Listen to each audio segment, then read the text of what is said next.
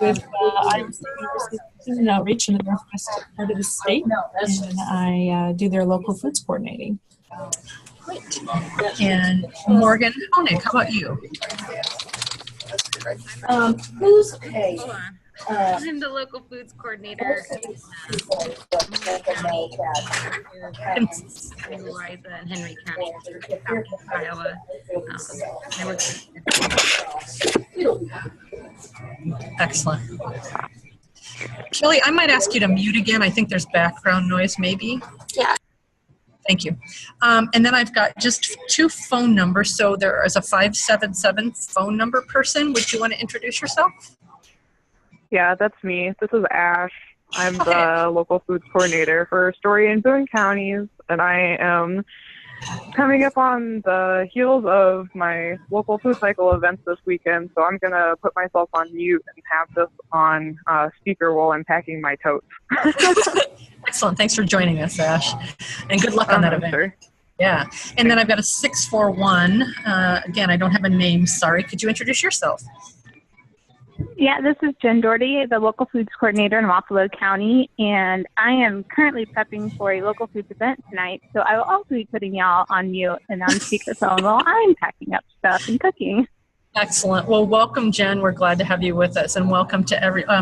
So we've got, and Caitlin, you have not introduced yourself yet, so would you like to do that? Sure. Hi, everyone. This is Caitlin from the ISU local foods team, and yeah, I'm excited to participate today.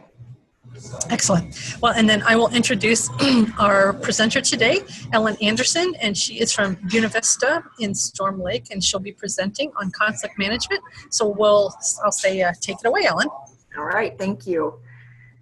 So as Lynn said, I'm Ellen Anderson, and I do work with Extension out of Storm Lake, and my official title is office manager, but in a nutshell, I do everything except for 4-H and youth. So that includes our local foods master gardener coordination and all the programming. So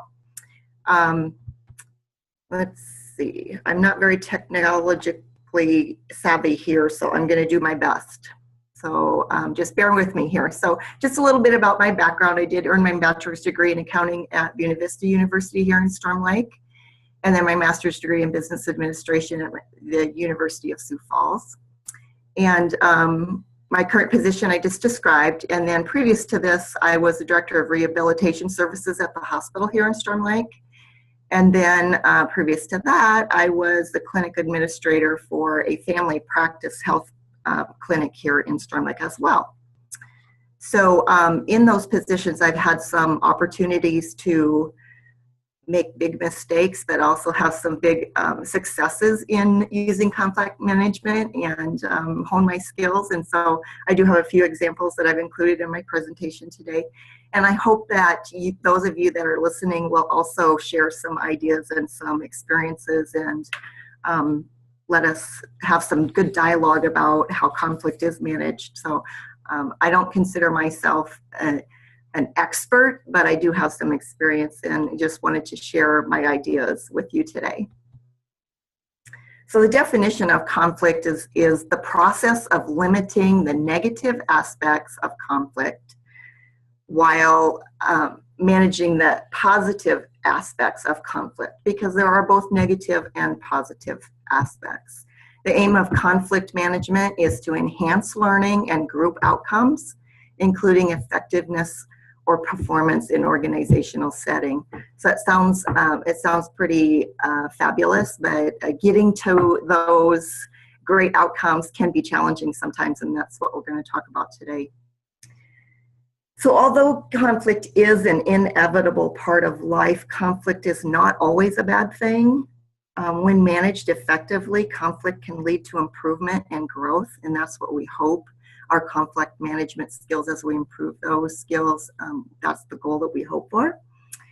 If, as a leader, you feel like you spend a lot of time putting out fires, or feel like you spend a lot of your time in crisis mode, or perhaps you feel like your job is to manage all conflicts, maybe thinking about conflict management can help you decide what really is your responsibility and the benefits that you and your employees or volunteers, I know many of you are working with volunteers, and I use employees interchangeably throughout this whole thing. So if I say one or the other, I mean both. You can gain a lot from stepping back and or using a different strategy in conflict and using conflict to your advantage. So anywhere you have two or more people that are working together, you have potential for conflict. Differences in philosophy, differences in goals, differences in how you think resources should be managed. So many other things can cause, potentially create a situation in which conflict could arise. So conflict can be everywhere and anywhere. Well-managed conflict can ultimately lead to positive outcomes in terms of better operations, improving trust and loyalty, empowering people to bring their best selves and ideas to the table. And I believe one of the most important skills to master in conflict management or in leadership or anything is to keep conflict management focused on the process and not the people. And so we'll talk a little bit more about that throughout this too. Conflict that goes unresolved or that's handled poorly can lead to turnover. It can lead to waste in resources and time and reduced productivity, missed opportunities, diminished relationships, and all sorts of things. Unresolved issues can escalate future conflict because the expectation of that continued poor management. And oftentimes when conflict is managed poorly, it's due to that focus on the people rather than that focus on the process. So remember, it's about the process, not about the people. So I'm going to go through 5 approaches that I think can be helpful in managing conflict. The first one is accommodating, and accommodating is an approach you can use when your goal is to keep the peace.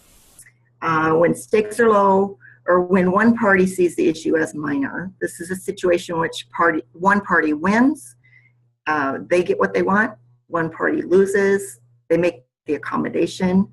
But again, that win-lose is not necessarily always a bad thing. Benefits of using this approach include improving relationships and trust. But there are some cons. Concerns can arise when individuals start keeping score, who won and who lost, or start feeling resentful if they're the party that is giving in. And an example I'd like to share just that I personally encountered was allowing casual dress on Fridays in the office. I personally, as a manager, have seen that productivity and activities change when you move from professional dress to casual dress. And so from a management perspective, in the situation that I was in at that time, which was sort of a dysfunctional situation that I was trying to make lots of corrections, I didn't really want to support that casual Friday. However, it was a way for me to build some trust and sort of get a win early on, and it wasn't really that critical to me. So I did implement the Friday casual policy, and it worked really well in that situation. So I felt like I lost because that wasn't what my belief was, but the employees felt like they won, and it helped to build our relationship. So that's just one example. So like I said, as we go along, you guys can think of examples too, and we can share them. Another strategy is avoiding. And although avoiding doesn't really initially seem like a strategy, it really can be effective if you use it judiciously. So this is when you intentionally stay out of a conflict or just let it die a natural death. In these situations, no one really wins, no one really loses because the conflict wasn't really formally addressed. The biggest benefit to this approach is you can spend your energies on more important things. Avoiding also helps to send that message that this issue is low priority. It's not up for debate. It's really not worth the debate. But the challenge to that approach is being mindful and not using that strategy very often. You don't want that to be your go-to strategy. Not keeping on top of brewing conflicts can allow them to escalate into bigger problems. So when I talk about avoiding, I talk about avoiding as a strategy, not as a preference, like to not do anything. So to think of that as a way to manage this particular project is different than just not addressing at all. So if you're always avoiding conflict, you really aren't leading. I think the last time we met, we talked about coaching and stuff, and so you can think back on that presentation. I think that fits in this situation. There's a difference between choosing to avoid a particular conflict and choosing not to lead very well. So that's that difference. Let's see, I had an example. Let's see what my example is. Okay, the avoidance approach that I experienced involved the necessity to dismiss a popular but very disruptive employee. I was a new manager to the clinic. This person had 20 plus years of service, and after lots of coaching and mentoring, it just wasn't working well, and I knew I had to let this person go, which was very painful for me, very painful for the employee, very painful for the whole clinic. But due to confidentiality and respect and employment laws, this was not something that was up for debate. It was not something that I could share or, really lended itself to any other kind of strategy, but to ignore it. And so through that pain, it was resolved. It resolved itself by avoiding the issues that I couldn't share by hiring a really high achieving replacement. That issue just died, productivity improved, and we got through that situation successfully. So collaborating is an approach to use when stakes are high, when you want to create a both parties win outcome. So win-win, that's what we're looking for in this. You're trying to generate agreement. This can be slow and time consuming in the process, and it uses resources in time and salaries and self and commitment. However, the benefits can be really huge and can have long-reaching impact in terms of relationships, loyalty, empowerment, and creativity. Collaborating can be really useful in process improvement. So if you have something that you need to work through that's not working really well, collaborating obviously is a great way to control or minimize your conflict, but reach your best outcome. Business strategies would be another example, or other high stakes situations. And I've used this approach many times. I really find it rewarding. I find the outcomes the best. For example, in the clinic, we changed the path in which patients flowed through the clinic. So you're actually reconfiguring the whole physical space and flow of traffic. And so what that meant, it required people to physically move from their stations, and we actually moved storage and we moved doors and hallways and stuff. And so it was very, very disruptive. But managing all of those conflicts collaboratively and making sure that people felt included and made sure that people felt heard really got us through that and improved our processes better than we ever could have had we chosen another strategy. In fact, had we not chosen that collaborative approach, I really think that it may have gotten the better of us because it was such a big project. So the fourth strategy is compromising. Compromising does end up in sort of a lose-lose outcome. And again, I don't mean that in a negative things, but it's when both parties are expected to give up something in order to come up with a manageable solution that both parties can accept. A little different than the agreement in that each party has given up at least something. This approach can help minimize power balances, for example, that might exist, and it creates a sense of fairness. And so those are good things for people to feel. And this strategy can also be time consuming. Sometimes it's difficult to see that what I gave up was equal to what you gave up. So that's one con, or at least one concern that you need to be mindful of. But you can have some great outcomes in this. And contract negotiations would be an example when you would expect both parties to give up something for you to meet to an agreement. The competing strategy is an approach reserved for emergencies and serious issues. So this is a lose-win situation. I decide and you accept it.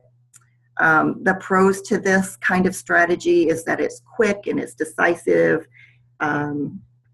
You get through whatever the issue is and move on. Obviously, a con is that can be very unsettling for people, and it can create some feelings of mistrust. Let's see, an example, might be a layoff or an emergency or something like that. An example in which I had to use that was a policy change and a pretty major policy change was required due to a Medicare ruling. And so it didn't really matter if anybody agreed with the change or not. It didn't really matter if anybody thought it was the right thing to do or not. It was a requirement in order for the clinic to remain as a Medicare provider. And so the decision was made and we moved forward. So that's an example of that.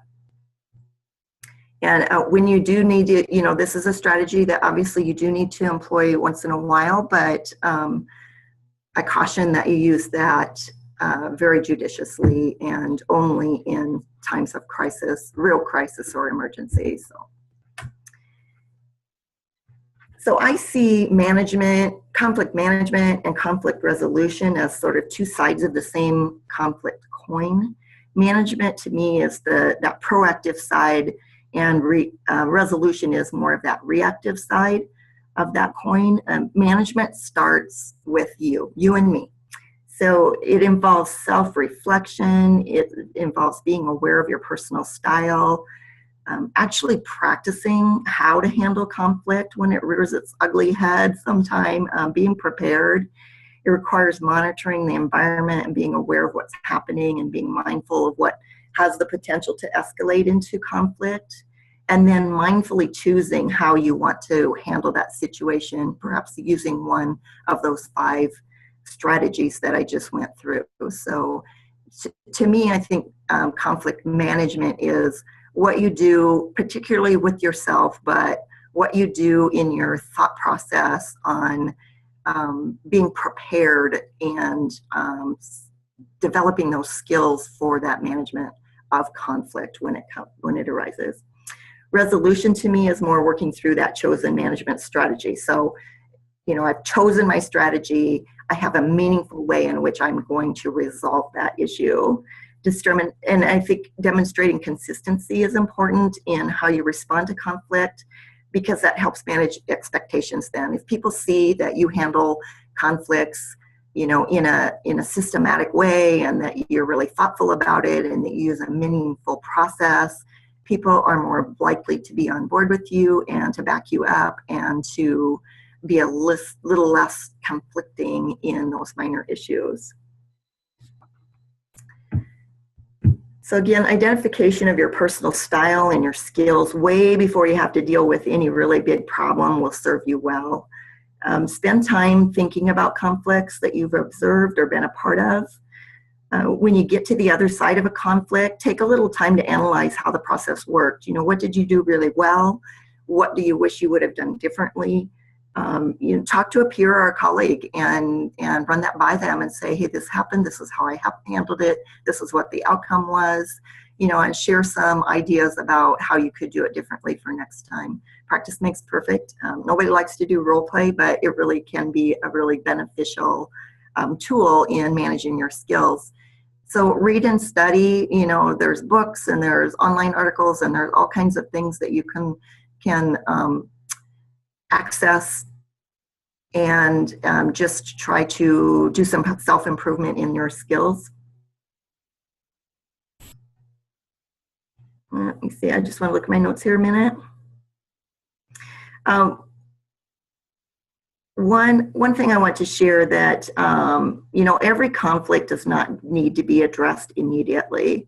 I think it's really important to teach yourself that taking a breath or taking a time out or taking a moment to pause and to really think about things is oftentimes very necessary.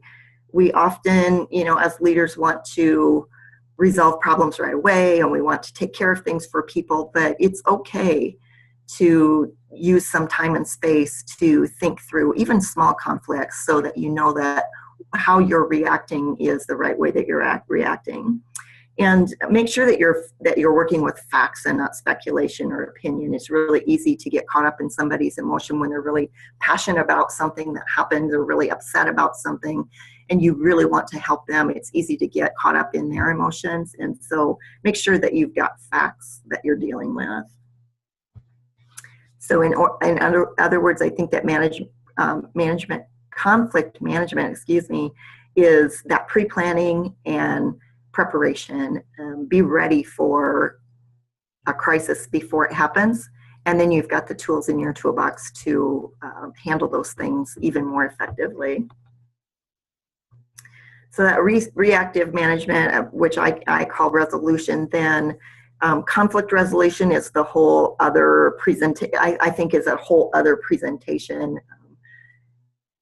There are two, like I said, two sides of one coin. So this is when resolution is when management approach you've chosen turns into the real work of resolving the issue. So all your skills as a leader can potentially be needed to deal with those big problems. In particular with the collaborating and compromising methods, those things take a lot more skill, take a lot more time.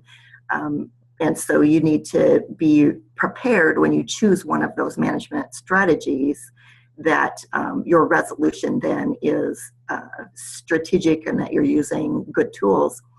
I think lean tools, for example, and process improvement methodologies are great tools to help you with resolution.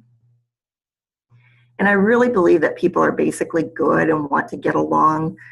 I know although you run into a few people who appear to thrive on turmoil, we've all met people like that, but I really think most people are basically happier when they're getting along with people. So if you manage your emotions, your own emotions and your own responses, when other people have a temporarily, lost control of theirs, then you can really help those people get to a better place in which they have those tools, they have those skills, they have the right thought process in order to manage their own conflicts, and you don't necessarily have to be involved, or with assistance, you can manage it more effectively.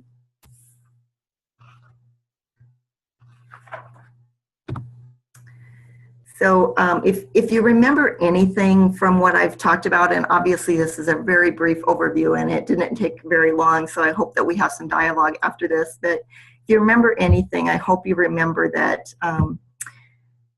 to practice your skills before a crisis happened, but practice keeping your focus on the process and not on the individual. I think that really has served me well in that that's a really key thing I've tried to teach myself and tried to improve upon, to always take that pause and take that time to think about what is the process, what is the real issue, and take that personal people thing out of it. Because that's what so easily happens is we get caught up in our emotions, we get caught up in how we feel personally affronted or put upon or whatever, when really it is a process improvement issue that will resolve that conflict. So that's really all I have as far as slides go, but I would like to have people share any experiences that they've had that they feel comfortable with sharing, and just kind of talk through some of the tools that you use, because they might be different than these.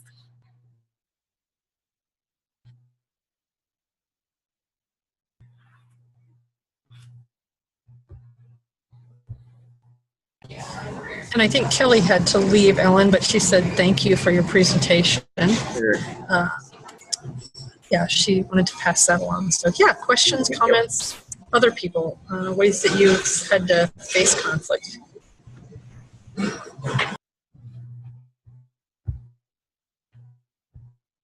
I think the thing about practicing conflict, is that because conflict can happen anywhere. It can happen at church, in between neighbors, between families, between coworkers. It can happen anywhere that, that mindful thought about what conflict really means, and not always reacting as this is a negative situation, but thinking it from what can I make positive out of this conflict can really serve you in any situation. So Ellen, I have a question, and others can chime in too if they'd like. Thinking of conflict situations that I've been in before, where it's not so much like there's a specific issue, but maybe it's even differences in personalities or something, where like certain people always feel a little bit offended by another person or people because they're always saying this or always making you feel this way, or you know what I mean. And I was just kind of wondering if you had advice about how to think about those situations or how to approach those when it's kind of like those ongoing, like these people never seem to get along that great type situations. Right. And I have dealt with that, and it is really challenging. And again, that's another time-consuming problem that you need to deal with. But I think even though on the surface, like you said, it could very well be a personality conflict. We do not get along with everybody. It's just not possible. There are people that just irritate you just by walking in the room. I have people that myself that way. So, by helping people, digging deeper, I guess, is one thing. I think of it's hard to talk about certain situations without giving people away and without respecting their privacy. But I've had situations where you've had 2 or 3 people in one office where there's no opportunity to separate yourself from them, or no opportunity to just have your quiet space, which we all need. And, working 8 hours elbow to elbow every day can be a real challenge, even amongst the best of employees and the best people that respect each other. There are times that things come up that are issues, but when you've got those that is constant issues, I think that there is some value in having maybe some mediation, or maybe some facilitating some conversation about what it is that the issues really are without them being personal. For example, you could have a list of the complaints that you've heard. Is it I'll reference back to how our office operates. The copier is within my space. I wear lots of different hats, but the copier is in my space, and a lot of the small equipment, and then also the kitchenette, and so there's always dirty dishes in the sink, and there's always, and these kinds of things can be very conflicting, and they can really irritate people. And I have found myself or others that have been really irritated and said, I just don't like this person. I don't like to work with this person, when in fact it's because they leave their dirty dishes in the sink for that other person to wash every day. And so that is a process. And so, by taking the time to really dig deep about those little things that can set people off, and trying to improve those little things, making a new policy or something. For example, if you dirty a dish, you're the one that has to wash it. Nobody else is going to wash it for you. That person that's having the conflict with another person and doesn't like them personally, those little things can help them let go some of the other things that irritate them. So the fewer items that they can come up with in their mind that are irritations can improve a relationship. But it also, conflict resolution isn't as simple as those strategies that I told you. The coaching and mentoring that we had in our last presentation can play in here too. And sometimes you just need to accept that these 2 people are not going to be best of friends. But what can you do in space, in duties, in helping each other see that, yes, I irritate you, but you know what, you irritate me too, and how are we going to work through that?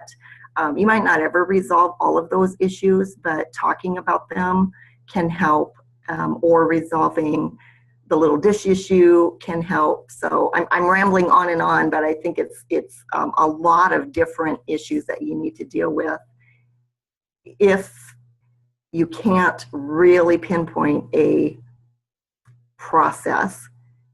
But again, I think that some of those processes have to do with or escalate into those personal, or an excuse is, I just don't like that person. Anybody else can articulate that better than I did?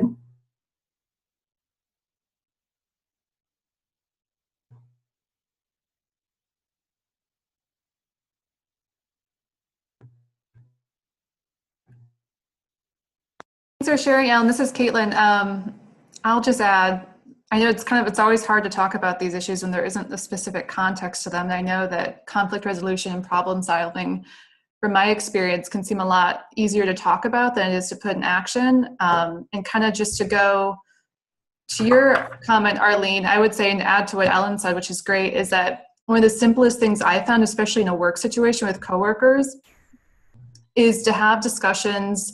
If there's conflict problems, how can you mitigate the interactions between the two people or in other types of working relationships, and have them come up with expectations and, what is it when we work together that you're expecting, and time frames, and how we work together, and do we communicate through email or on the phone is best. And sometimes I think when you have people write stuff down and commit to it in person, it makes so much more of a difference if you can see it, as opposed to just talking about it. Even with mediations I've done, even if a contract or an agreement isn't binding, the difference between just a verbal understanding and writing something up, I've seen can really make the difference. And so I think just sometimes communicating and understanding people's expectations about the relationship I found to be really helpful.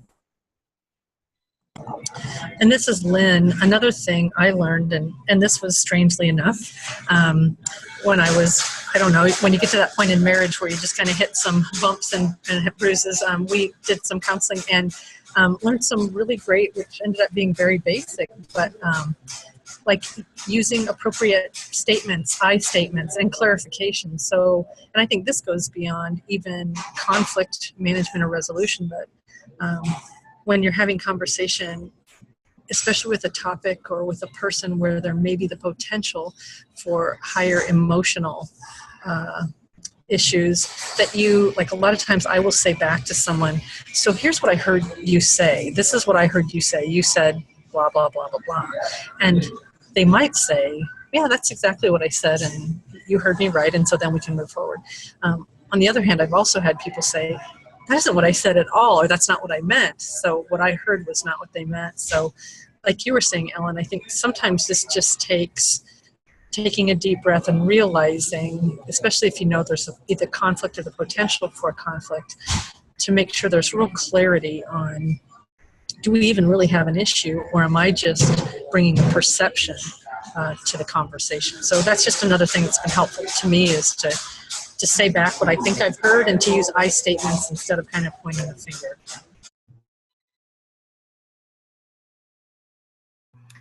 Thank you, Lynn. And also, just getting people to articulate why they're irritated. I mean, you might feel all this irritation about someone, or that you just don't like them, or you just don't want to work with them, or you don't want to be in the same room with them. And you might, an employee might have those feelings, but sitting down with them and helping them articulate that, and oftentimes they never do get to articulate that, and I'm having a hard time articulating today myself. But just having them recognize that the issue, even they cannot articulate it, and so having them, it might not seem like you've resolved something when you're visiting with someone, and it might take more than one time, but when they have that opportunity to think later, or to, wake up at night and think, I don't even know why I am irritated with this person. I can't even put it into words why this person irritates me, can sometimes help you take a little step as well. It might not even involve both people together. It might be just helping the person who's finding or feeling that irritation recognize that it really isn't specific. and that really it might not be an issue.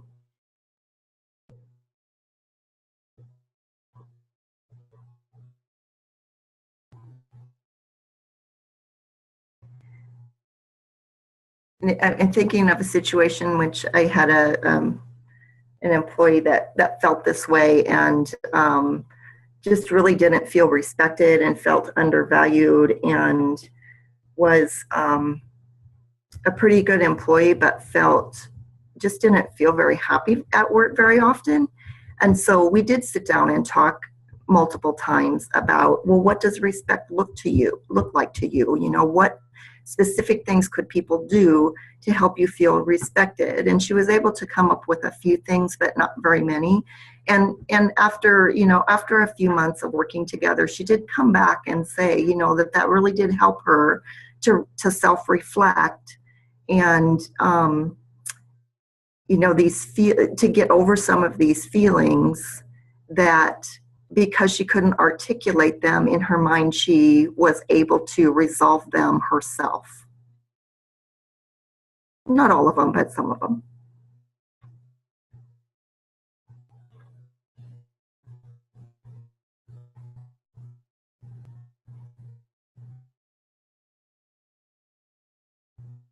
So what about if you're observing, say, conflict between two volunteers? Do any of you have any experiences or anything you'd like to share about how you would handle that if you see that there's, an argument ready to happen, or a disagreement on process, or a disagreement on, what should happen next or something?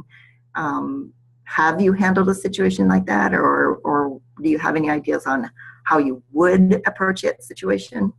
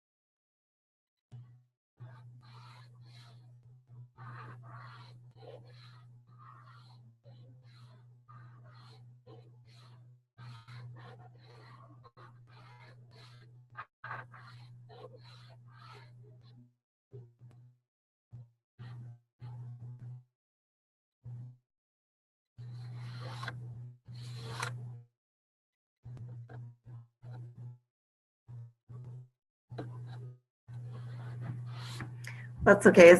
Is there anything in the presentation that caused you pause, or that you thought you would like to know more about, or that you would like to expand on,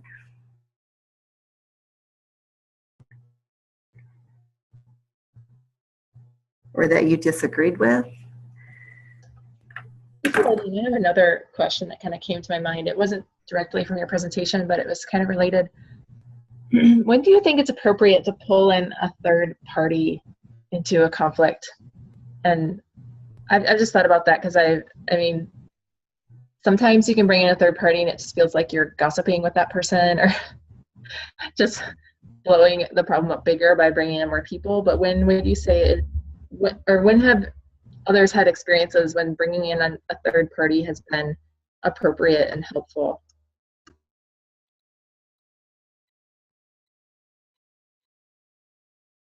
Well, I can share the opportunity in which we collaborated. The example I used about the clinic reorganization. I knew this was a big issue, and I knew, given I hate to say dysfunction, but there was plenty of dysfunction in that particular setting already before we approached that big change.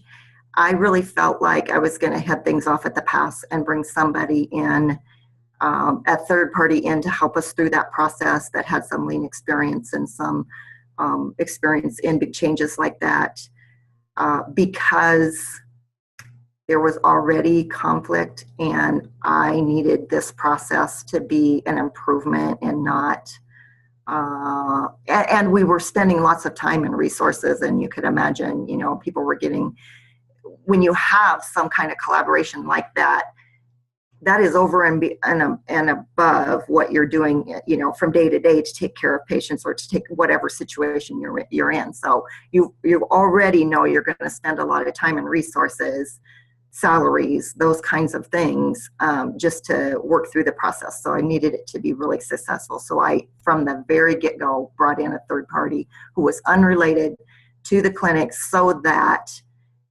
everybody knew this person did not have a personal stake in the outcome because they weren't going to work there. They didn't own the clinic. They didn't own the building. They didn't hire or fire anybody. And so that was one example in which I felt it was really necessary to bring a facilitator in.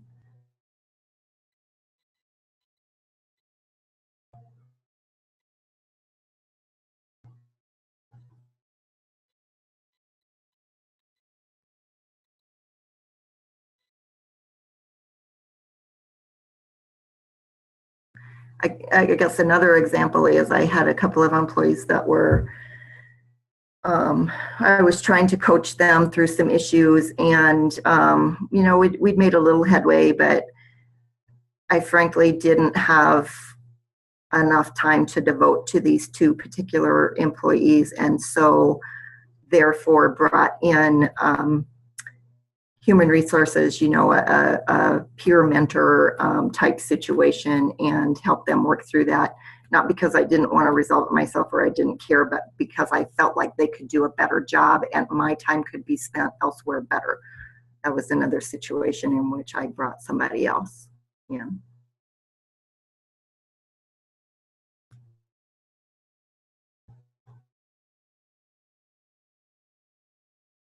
Did that answer your question, Arlene, a little bit?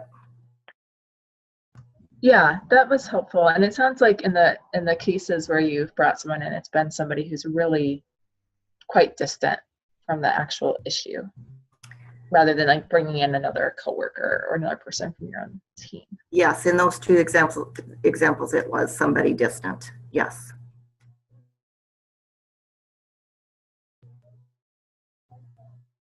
Now that does remind me, I had a situation where there was a difference in philosophy. I had mentioned that I was director of rehabilitation services, and so there's, everybody's trained a little differently, and medicine is not an exact science, and there's different philosophies and different styles and different methodologies. And there was a conflict between two therapists about treatment plans and things like that. So I did bring in a third therapist to manage that conflict. So the three of them worked together on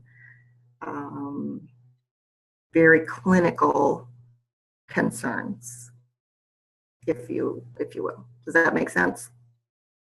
So that was it was another employee that we all worked with that, they all worked together, but the three of them were able to talk through those philosophies and differences in opinion and differences in education and come up with some really good compromises and really good solutions and a good understanding of where each other were coming from.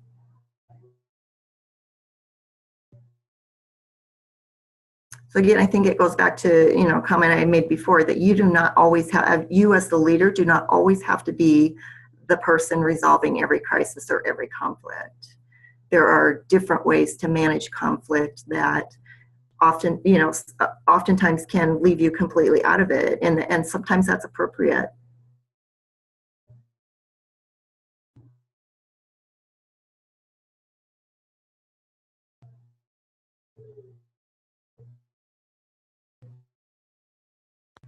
Arlene, this is Caitlin, and I'll just add kind of a different experience to what Ellen said. I would definitely agree with everything she said, but I've also had experiences too where I think if it's sometimes personality related with the person you're working with, whether it's a colleague or a coworker or someone on a committee, that sometimes if it's a person you can trust, if you can have a conversation where you're not necessarily complaining about the specific situation or the person, but asking them questions maybe about how you're interpreting the other person, or, it seems like they're always blowing me off when I'm talking to him about an issue. Have you ever had this experience? And I found that really helpful to get perspective sometimes, having somebody else who knows the person but maybe has a different personality, and they can say, you know what, I've had that too, and I found out they're just usually really distracted, for example, but usually I know that they follow up or listen. I would just maybe try this approach or something. So I think there are situations where I found asking somebody who also knows the person a little bit more closely to find out their perspective without kind of dredging up maybe all the specific details where it feels like you're gossiping or complaining. Yeah, it's very good, Caitlin.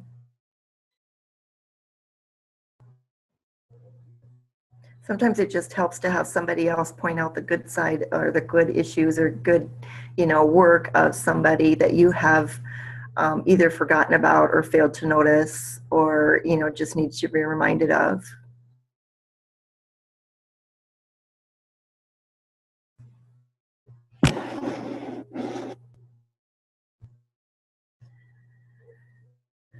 And again, managing conflict is not, it's not, we're talking, although I say, we need to focus on the process, we are dealing with people. And people have different moods and different days that they're better than other days, and different, priorities and different cultural backgrounds, different things going on at home. And, I've made plenty of mistakes, and hopefully I've learned from them. I've had to apologize. I've had some pretty significant failures, but I've also had some pretty significant successes. And so by having a plan and analyzing what you've done and analyzing what you've observed and analyzing, or sharing with other people who have dealt with conflict can take you a long way in being ready and prepared for when that next conflict arises.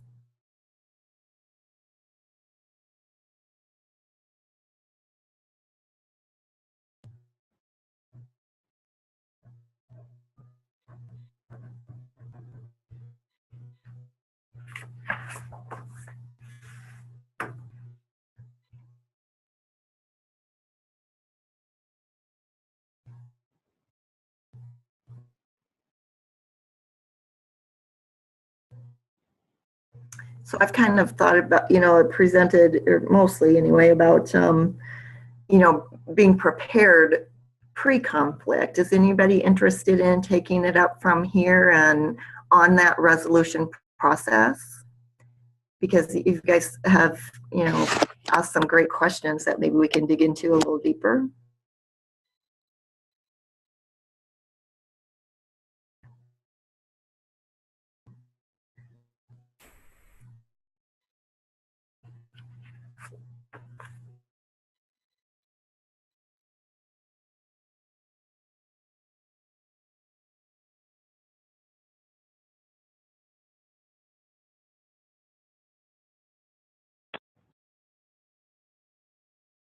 This is Arlene. I would definitely like to hear some more about just what that looks like, like preparing for conflict.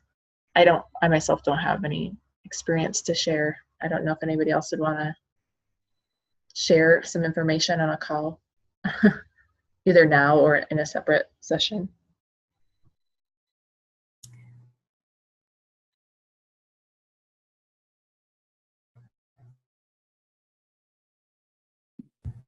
This is Chelsea. I'll share just like a strategy that I use when I feel a conflict coming up.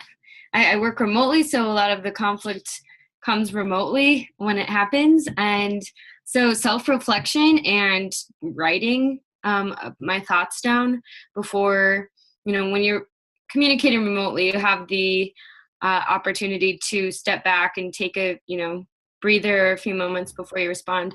So writing is a tool that I use to just kind of gather my thoughts and my perspectives before potentially engaging someone without thinking through where I'm coming from.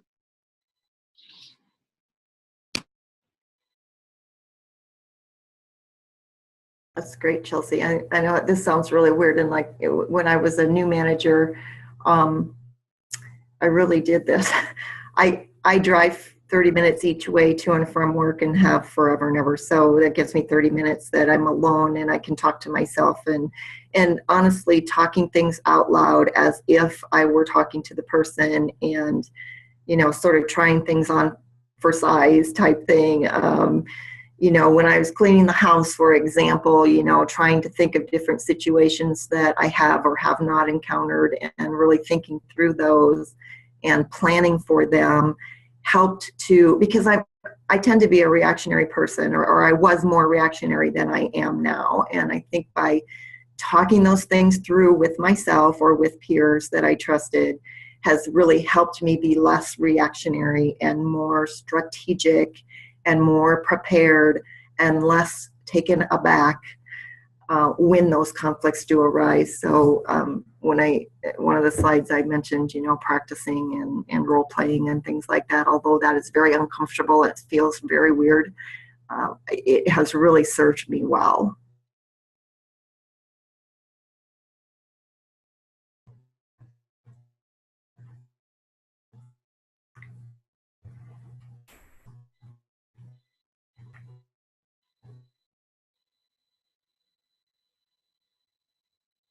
And you mentioned writing thoughts down. I'm a writer too, so I write. I'm constantly writing some kind of notes or something, so that helps me as well.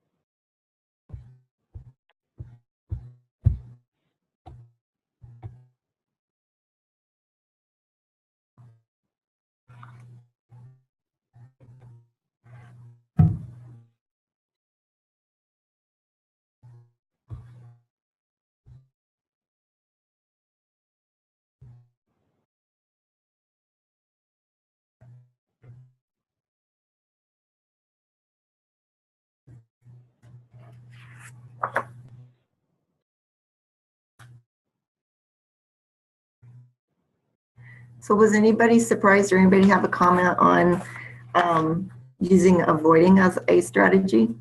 Have you thought about that before?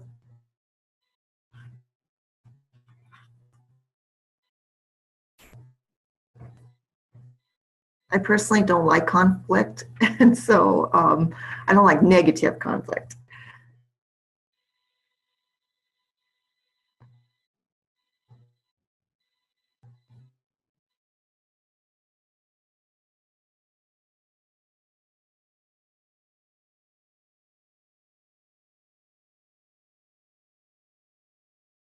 I think we've probably all known someone who is an avoider, or that we could maybe identify as an avoider. And again, you know, thinking of avoidance as a strategy, but using it strategically in the right time, in the right place. I hadn't, and until I studied it, you know, through my MBA, I would not have identified that as an actual useful strategy in any situation.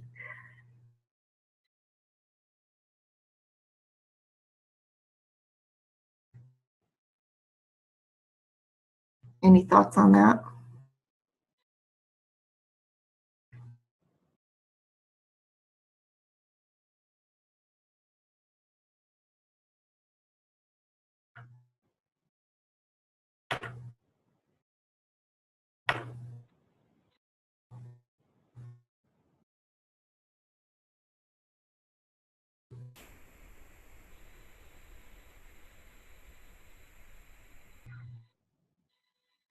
I don't feel like I have enough conflict in my life to say anything.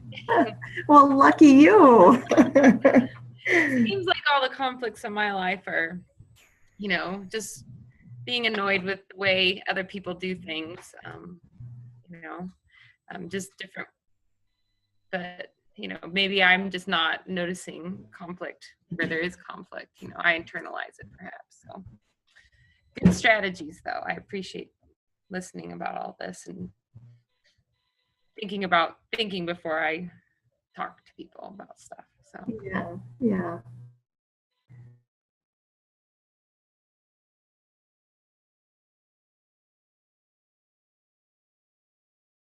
Well, I think we've all been in situations where you walk away later and you think, boy, I didn't handle that very well, you know, or wish I would have said this, or wish I would have done this, or, you know, I think this person was offended and feeling really bad about that, or, you know, it's just, you're never going to 100% avoid those situations. I mean, we're all human and, you know, do the best we can, but the more prepared that you can be, especially if you're in any kind of leadership situation or a situation in which you're, you know, sharing activities and space and workload and all those things with other people, that just having some ideas and some purpose and some mindful, useful tools backing you up can really help you be even better than you already are.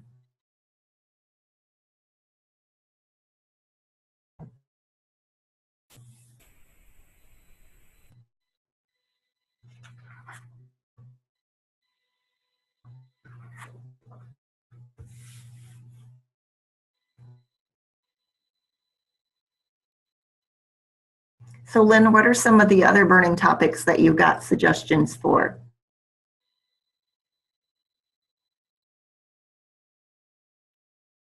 This is Caitlin. Lynn actually had to step off the call. She texted me, but I know it kind of brings up, I'll share a good point that Lynn wanted to share too, that I know a bunch of people had to step off the call, but we're hoping to do a survey, I think at the next Rufus Wig meeting, and for those who can't attend electronically afterwards, kind of, you know, I know Lynn and Savannah launched this. It was something that a lot of people shared that they were interested back last winter, and now having done two of these great calls, and kind of what the focus has been, and intentionally both of them on interpersonal relationships and traits like that in the future, it can really be anything. And so getting more feedback on, you know, length of a call going forward. Does it seem like it'd be great to go more in depth and do an hour and a half or two, or does 1 hour seem great? And, you know, does monthly seem like a good amount, or maybe bi-monthly? And then also, you know, the conversations really could be anything, like as we've talked about too, if people want to kind of do a roundtable share about great strategies they've come across for how to get media attention, or to share the work that they've been doing in their communities, to hearing somebody talk about farm to institution, or any, you know, actual specific topics too related to the work that we're all doing in our communities. So I think hopefully from that survey we can keep changing this and moderating it to what all of you find most beneficial. So that's something to look forward to. And I think she was thinking maybe there wouldn't be a call in October as well, due to there being the Rufus Wig meeting, to take a month off, and then doing the survey, and then doing another one in November. Sounds good. But I just want to say thank you so much, Ellen, for sharing. As everyone else said, I think it's really helpful and always a great reminder to take the time to think about how we deal with conflict, and to have that space and perspective, and to not always to think from the viewpoint of projecting things into a situation, but taking the time to think about it and ask questions. So thank you. Thank you. I appreciate everybody that attended.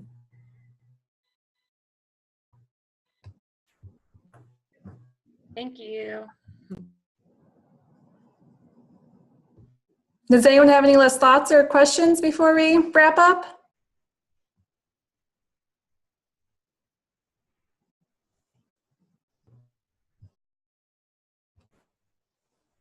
All right, well, thanks, Ellen, and thanks everyone for joining.